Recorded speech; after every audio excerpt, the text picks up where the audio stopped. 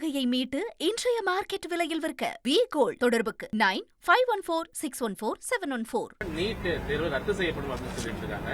இப்போ திரும்பவும் அனைத்து கட்சி கூட்டம் கூட்டப்படும் அப்படின்றத முதலமைச்சர் சொல்லியிருக்காரு.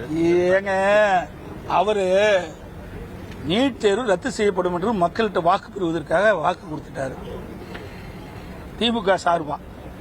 இன்னைக்கு வேற வழி இல்ல, நாட்டு மக்கள்கிட்ட போனா கேள்வி கேட்பாங்க, அதுக்கு மலுப்பலான பதில் ஏதாவது வேணும்ல. அதுக்காகத்தான் இந்த நீட் தேர்வு சம்பந்தமா அனைத்து கட்சி கூட்டத்தை கூட்டம் சொல்லியிருக்காரு. ஏன் இதற்கு முந்தைய தேர்தல் நேரத்தில் தேர்தல் அறிவிப்பு வெளியிட்டீங்களா திராவிட முன்னேற்ற கழகத்தின் சார்பா? அப்ப என்ன சொன்னீங்க? திமுக ஆட்சிக்கு வந்தவுடன் முதல் வேலை முதல் கையெழுத்து நீட் தேர்வு ரத்து செய்யப்படும். இதுவரைக்கும் பதிலே இல்லை.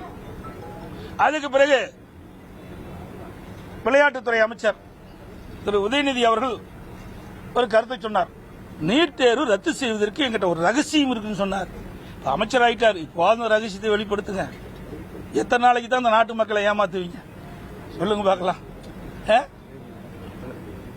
அது மட்டும் இல்ல, கிட்டத்தட்ட ஒரு 10 நாளைக்கு முந்தி நினைக்கிறேன் சட்டமன்றத்தில் இந்த நீட் தேர்வு குறித்து பேசிக்கொண்டிருந்த பொழுது முதலமைச்சர் அவர்கள் கருத்தை தெரிவித்தார். இது நீதிமன்றத்தில் இருக்குது, எங்களால முடியாதுன்னு சொல்லிட்டார். அப்புறம் எதுக்கு அனைத்து கட்சி கூட்டம் போடுறீங்க? ஏற்கனவே சட்டமன்றத்தில் உங்களுடைய கருத்தை தெரிவிச்சிட்டீங்க. நீதிமன்றத்தில் உச்ச நீதிமன்றத்தில் இந்த வழக்கு நிலுவையில் இருக்குது, அதனால இது எங்களால முடியாதுன்னு சொல்லிட்டீங்க.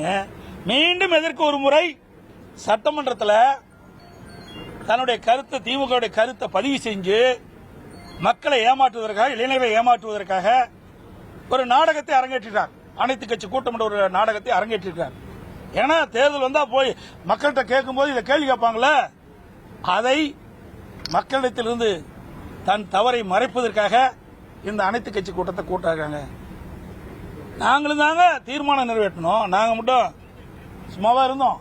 நீட் தேர்வு தமிழகத்துக்கு விதிவிலக்கு அளிக்க வேண்டும் என்று தீர்மானம் நிறைவேற்றி மத்திய அரசு அனுப்பணும். நீதிமன்றத்தில் நாங்கள் போராடினோம். அப்பெல்லாம் எவ்வளவு கிண்டலும் சொல்லி எங்களை பேசுனீங்க. இன்றைக்கு எத்தனை பேர் இந்த ஆட்சிக்கு வந்த பிறகு எத்தனை பேர் இன்றைக்கு நீட் தேர்வு தோல்வி வந்துவிடும் என்று உயிர் நீத்திருக்காங்க சொல்லுங்க. 20 பேர் உயிர் நீத்திருக்காங்க இது வரைக்கும். சுமார் 20 பேர். இன்றைக்கு கூட எங்களுடைய கொங்கனாபுரம் பகுதியில் ஒரு இறந்திருக்கிறார். எண்ணி பாருங்க. இவருடைய பேச்சை நம்பித்தான் அந்த மாணவர்கள் இருக்கிறாங்க.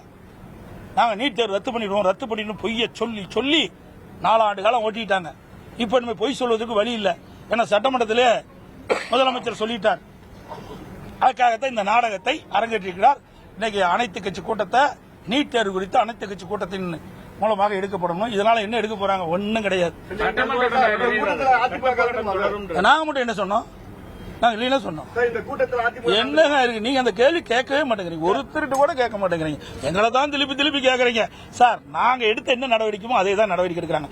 ஆனா 2021 சட்டமன்ற பொதுத் தேர்தல் போது இளைஞர்களையும் பெற்றோர்களையும் ஏமாற்றி கவர்ச்சிகரமாக பேசி திமுக ஆட்சிக்கு வந்தா நீட் தேர்வு ரத்து செய்யப்படும், நீட் தேர்வு ரத்து செய்த ரகசியம் இருக்குது, இப்படி எல்லாம் பொய் மேல பொய்ய சொல்லி இளைஞர்களை பொதுமக்களை ஏமாற்றி வாக்குகளை பெற்று ஆட்சிக்கு வந்த கட்சி திமுக கட்சி.